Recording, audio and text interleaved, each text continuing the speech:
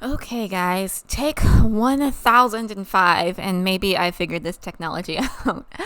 So, this case study is Lab 12 about the apple and linguine, and it is all about the food we eat, what's in the food we eat, how we process that food, and where these processes are occurring. So, your case study will start out. Guess I'm starting over.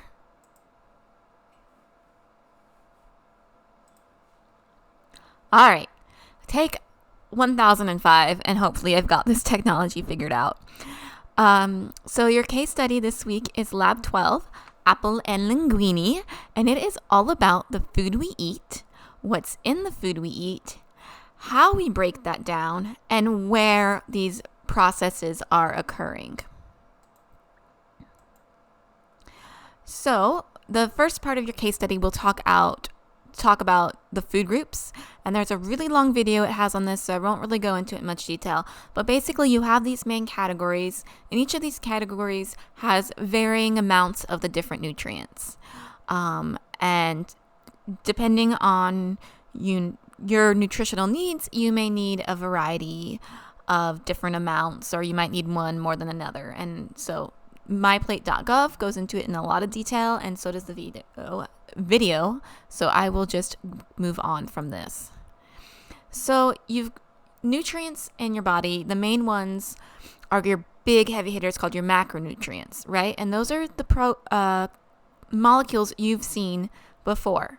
Those are carbohydrates, lipids, proteins. You also have micronutrients, which are your vitamins and minerals.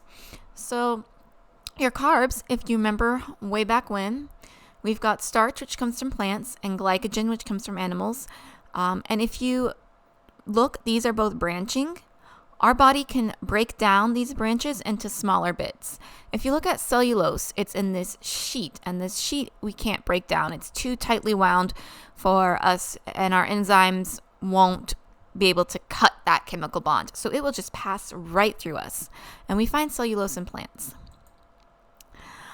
We can break it down into disaccharides, which are two units, and we can absorb some disaccharides, and sometimes we get these from our food, like sucrose and lactose, sugar, and lactose is in milk. And we can also break it down further into its monosaccharides, so glucose, fructose, galactose, deoxyribose, and ribose. So some of this we can get from our food, some of it we get from breaking down more complex carbohydrates, and then we use this either for energy, or in the case of deoxyribose and ribose, we use it in our own DNA and RNA. So super important. Sugars, not all bad. Same with fats. So fats can either be structural or they can be functional. And this one is a triglyceride. Remember from way back when, it's got a glycerol head and 3 fatty acid chains. It can be either saturated or unsaturated, and everyone makes a big stink over which is which. Used for energy storage and cushioning and protection. So it is important, and we do need it, just not in massive amounts. Phospholipids, major component of the phospholipid binder, or our cell membrane, with its phosphopolar head group and its fatty acid chains. Without this, we wouldn't have cell membranes and we wouldn't exist. And then we've got steroids, which can be functional. They can make hormones, right? And they can be structural. They add some stability to that phospholipid bilayer. Especially in the neurons, they help hold those receptors in place, which is important for neural signaling. And we have prostaglandins too, which I won't go into much detail about. But basically, you need your fats, you need your lipids. They're not all bad. You just don't need them in excessive amounts. Proteins. So proteins are these huge structures. Sometimes they can be multiple units, like hemoglobin is 4 units. And so we can't absorb these big units. They won't pass through our cells. So we need to break them down. And so the next stage, if we're going backwards, you get the alpha helices and the beta sheets, right? And those are still pretty big. So we need to take them down all the way back to their primary structure, these chains of peptide chains with amino acids. And we can absorb some small peptide chains, itty bitty ones, but mostly our body needs to be breaking it down all the way to the amino acid in order for it to get into our cells and to be useful. And we use proteins for so many things. So it's just a huge list.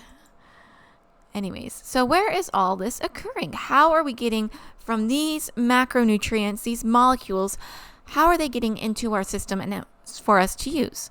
So if we start in the mouth, you have mechanical digestion, and digestion just means something's being broken down. So you have mechanical digestion with your teeth, your tongue, your hard palate, right? You're going to crush stuff up against it, and that's physically going to crush the food. And then you have your salivary glands. You've got 3. Up by your ear, you have the parotid gland, which has a duct going into the back of the mouth. Under your jaw, towards the back, you have the submandibular gland, and it's got a duct going in just underneath the tongue. And underneath the tongue itself, you have your sublingual gland. And if you look careful, there's its tiny little ducts entering underneath the tongue.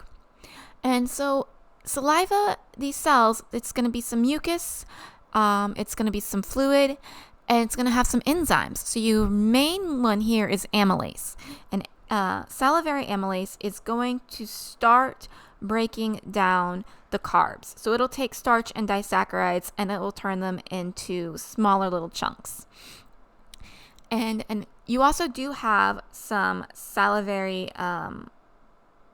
lipase or some lingual lipase, and it will do a little bit once it hits the stomach, but it doesn't do a whole lot. It's not where most of our fat is being broken down.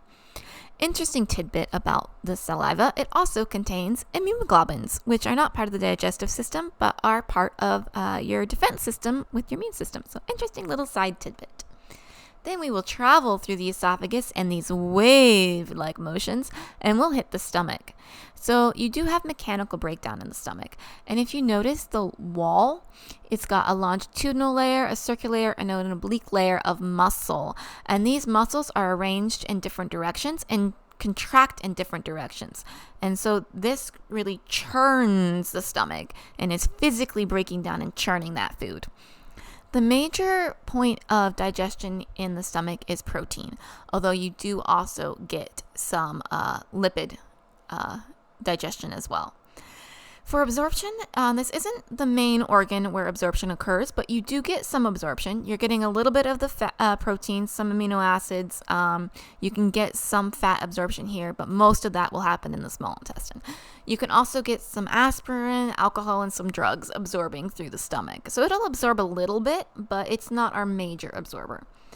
If we were to take a look at the wall of the stomach, we would notice it's full of holes, like someone just took a hole punch and punched away. What these holes are gastric pits, which are basically the functional cells of the stomach. It's what's causing the stomach to do what the stomach does. At the top of the pits, you have parietal cells, and these are producing hydrochloric acid, which the acid itself can help break down food. But it's also going to turn a molecule called pepsinogen into pepsin. And pepsin is an enzyme that breaks down protein. So it'll take it from huge molecule of protein to smaller polypeptides. Still not really small enough for us to do most absorption with, though. Parietal cells also produce intrinsic factor, which is going to help absorb vitamins. Then those are at the top. Then right below them in this wall, you'll get chief cells, and they're going to be producing gastric lipases, which are going to do a little bit of digestion on fats, and pepsinogen. So again, pepsinogen is the inactive enzyme. Whenever you see an ogen at the end of a word, that means it's an inactive enzyme. All right, and so it will hit the hydrochloric acid, and it will become pepsin and start doing its thing. And way at the bottom of these pits, let's not forget about these guys way down here at the bottom, enteroendocrine cells. So hormones and pancreas tell you when you're hungry, when you're full in that process. And sometimes this process can be interrupted and you can't really say, I'm full, and so you still think you're hungry and you still think you're starving even though you've had food. Okay. So let's go on and we'll talk about our accessory organs. So these are organs that produce products that help with digestion but aren't directly involved in the digestion itself. So let's not underestimate them though. No small intestine can leave its house without putting on its liver, its gallbladder, and its pancreas. So the liver is producing bile, which emulsifies fat. So emulsification isn't chemically altering the lipid molecule itself. What it's doing is it's taking that huge, ginormous fat goblet that the enzymes' little mouths can't get around, and it's breaking it into bunches of little tinier goblets that the enzymes are able to gobble up. And then the enzymes themselves are the ones that are slicing those bonds and breaking down the fat into where it's no longer a lipid molecule. It will also process some bloodborne nutrients like sugar out of the blood and do some detox. So if we look at the unit, right, so they're arranged in these hexagon shapes, and each of these little squares is a hepatocyte or a liver cell. And so the liver is really unique in that it's getting both venous blood supply and arterial blood supply, and it's mixing it. So the arterial blood is feeding the hepatocytes so they don't die. And this venous blood is coming from your other digestive organs. So they've absorbed all this nutrients, but they need to process it more. We need to filter out. And so it comes through the hepatocytes. And then it will leave through an interlobular vein. So basically you've got 2 different capillary beds before it goes back into main circulation. The liver cells are also producing bile, which is bile salts and bilirubin. And you see each of these little green guys is a bile duct that's going to take the bile away from the liver. And we will see, once those all merge up, you'll get the left and right hepatic duct coming from the left and right side of the liver. And then it will travel through the common hepatic duct, which hepatic means liver, so it's in the liver still, and then it will leave through the common bile duct. Your case study called this the bile duct. And everyone does that. It's a common thing for it, but its proper name is common bile duct. And this will travel through the head of the pancreas, like physically go through it, and enter into the duodenum, the first part of the small intestine. If you've just had a really fatty meal, the bile can go straight from the liver through the common bile duct and into the intestine. It doesn't have to stop via the gallbladder. So if you've not eaten for a while, you're not really using a whole lot of bile, the bile will be stored in the gallbladder. And the next time, say you have a really, really fatty meal, it's Thanksgiving and you're just eating everything, then the gallbladder will empty that into the common bile duct and it'll go into the small intestine. So that's the liver. Big old guy. All right, the pancreas. This is a little organ that does a lot. So we already know about its endocrine functions, glucagon and insulin. And a point of confusion in the last case study is these endocrine molecules are absorbed directly into the blood from the pancreas. They do not travel through ducts. Endocrine system goes directly into the blood. Well, technically extracellular fluid and then blood, but that's nitpicky. Anyways, they don't go through the pancreatic duct. The pancreas also has exocrine functions. Proteases, breaking down proteins, amylases, breaking down carbs, nucleases, breaking down nucleotides. These are enzymes, and they also have bicarbonate, because enzymes are about the pickiest things on planet Earth. They are very specific about what pH they like, what temperature they like, and they can't be shaken up too much. So if you remember the stomach enzymes, they work well in acid. They like acid. The enzymes of the pancreas and the duodenum, the small intestine, hate acid. They will denature, they will unravel, they will have a breakdown. So what bicarbonate is doing is making it a more alkaline condition that these enzymes like. So often in research, we use enzymes to do a variety of processes. and we have to be really careful with them. They're in special buffers. We can't freeze them and we can't vortex them. You can't let them get too hot. You can't let them get too cold. They're super, super picky. And if your enzyme is broken, you'll put it into your solution and it won't do anything, and you'll go get your results back and they'll be all messed up. So, super picky. Have to be real careful with them.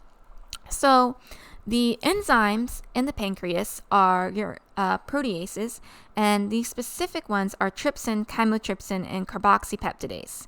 And these are actually, or all of these enzymes are inactive when they're in the pancreas. They're not activated till they hit the duodenum, or the small intestine. Your amylases are pancreatic amylase. So it's going to have a similar function to salivary amylase. It's going to break them down into smaller bits, but it's not going to take them all the way to the really tiny bits. And you have some pancreatic lipases, which are going to be breaking down some of the fats. And you have pancreatic ribonuclease and deoxyribonuclease. And so what these are doing is it's breaking down the nucleotides in your food so we can recycle them and use them in our own cells. So that is pancreas. Super duper important, right? That's why we spend so much time talking about it. Bye, pancreas. All right, now here is the big heavy hitter of digestion, the small intestine. That's kind of interesting. It's called small when it does most of the work. Anyways, small is not based on length. It's based on diameter, right? So it's actually longer than the large intestine, but it has a smaller circle for things to pass through. So the parts of the small intestine are the duodenum. This is the top. And you're getting things, chyme and acid and all that stuff coming from the stomach hits the duodenum. Bile from the liver hits the duodenum. And the pancreatic juices, which are the enzymes and the bicarbonate, are coming from the pancreatic duct and coming into the duodenum. So remember, pancreas, endocrine functions, right in the blood. Exocrine functions, enzyme, bicarbonate, go through the pancreatic duct, hit the duodenum.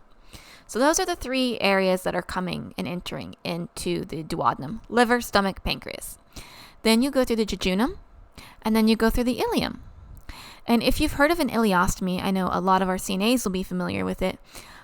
This is where it occurs, and it tends to be more fluid-filled and loose than say a colostomy, because the small intestine hasn't had time to absorb all that water yet, particularly if it's higher up. If they had to make the ileostomy higher up, it'll be a lot more fluidy than if they were able to make it lower down. It depends on how much of the digestive tract they were able to save. And that's why a lot of times you get ileostomies and colostomies, is because the system's not working. Okie dokie, artichokes. Let's talk about the functions. So here is where you're going to get everything broken down into the smallest bits possible that we can absorb. And you'll get all your macromolecules, you'll get vitamins, electrolytes, and water. So if we look at the structure of the wall, you see these little finger-like projections called villi, and then each of them is lined with lots and lots of cells. And each of these cells that are lining these villi have microvilli, and so it looks like a brush. And this is called the brush border. And these cells are producing enzymes that hang out right by this brush border. They don't really go too far away from it. So they're hanging out by this brush border, and they're pretty much breaking down everything. So you've got some that are breaking down carbohydrates. They're going to be amylases that are dextrinase, glucoamylase, lactase, maltase, and sucrase. So very specific, that are breaking down very specific saccharides. You have your protein digestion. So these are going to be aminopeptidases, carboxypeptidases, and dipeptidases. So these enzymes will take it all the way down to amino acids that our body can absorb through these microvilli and villi. We've also got nucleosidases and phosphatases that are going to break down nucleic acids, again, so we can steal those from our food and use them in our own cells, in our own DNA, and our own RNA. Also, a point of confusion for people is water absorption. So, a lot of people will mistakenly think that the large intestine is where most of your water is being absorbed. Most of your water is actually being absorbed in the small intestine. That confusion arises is because the major function of the large intestine is water absorption. It doesn't really do a whole lot else. So that's why people get confused. So let's talk about the large intestine. So it is doing water absorption. And if you have a colostomy, depending on where they were able to put it, if they put it farther down, you'll get more formed feces. If it's a little higher up, you'll get more watery feces. It just depends on how much of that digestive tract they were able to save. So here is where the small intestine is entering the large intestine. This is called the cecum. And if you notice, the chyme actually drops down into the cecum before it goes up through the ascending. And if you look, the appendix is hanging off of the cecum. It's its own organ, but it's attached to the cecum. So sometimes, if things don't work right, you can get that compacted from digestive products. And so then we go up the ascending, cross the transverse, down the descending, and squiggle through the sigmoid. In addition to water absorption, you also have a lot of bacteria in your large intestine, and these are going to secrete vitamins, like E. coli does vitamin K. So not all E. coli makes you sick. You need it. It's just certain strains of it that will produce a toxin. After the large intestine, there's a valve here, a sphincter. It's a muscular valve. Then you get to the rectum. And then after the rectum, you'll have more valves, and then the anal canal, and then the anus, and then that's how things leave. So you have a case study on cholera, and cholera is produced by this microorganism called Vibrio cholerae. It has this long flagella tail that makes it highly motile. It means it moves around like crazy. It's found in water, so you get it from drinking contaminated water, usually water that's been defecated in and not processed. So then you absorb this bacteria through a fecal oral route. It's got these pili on it, which are basically these little tiny projections that stick off of its body and velcro it to the endothelial cells in your intestine. And this is important because it makes it hold on to it and you can't really wash it away. And then it produces a toxin, and it's the toxin, not the bacteria, that's getting into the cell. And basically this toxin hijacks one of your cell pathways and ramps it up like crazy so that your ions are all exiting the cell and not coming back in. And if we remember way back to osmosis, the water is going to follow where the ions are high. And so all your water is going to leave your cell, and it's going to go into the lumen of your intestinal tract. And so you'll get really watery diarrhea, you'll get vomiting, and you will get severe dehydration. So the case study video was a little dramatic. Only about 10% of people develop a severe disease, and only about less than 1% of people die. So it is still a very serious disease, but it's not necessarily a death sentence. You can treat it usually by supplementing oral hydration, something like Pedialyte kind of substance that you can get at the hospital. Or if you have a really, really severe case, you can get IV fluids. And they will also give you antibiotics in some cases to help you clear that cholera. And I have a video for you. I posted in lab. So that is your case study. Hope you have fun and learn a lot. And hopefully this video finally works. Wish me luck.